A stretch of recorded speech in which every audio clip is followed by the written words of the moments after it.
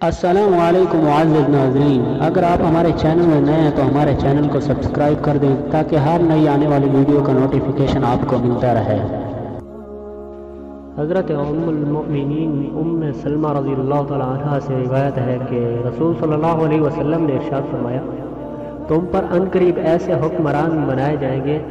جن کے کچھ کاموں کو تم پسند کرو گے اور کچھ ناپسند، بس جس نے ان کے برے کاموں کو برا سمجھا وہ بری الزمہ ہو گیا،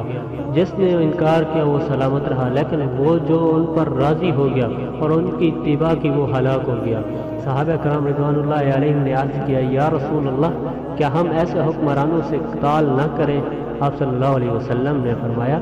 نہیں، جب تک وہ تمہارے اندر نماز کو قائم کریں۔ اس کا معنی یہ ہے کہ جس نے دل سے برا سمجھا اور وہ ہاتھ اور زبان سے انکار کی طاقت نہیں رکھتا، وہ گناہ سے بری الزمہ ہے، اس نے اپنی ذمہ داری پوری کر دی، اور جس نے حسب طاقت اس کا انکار کیا وہ اس گناہ سے بچ گیا، اور جو ان کے فعل پر راضی ہو اور ان کی اتباع کی وہ نافرمان ہے۔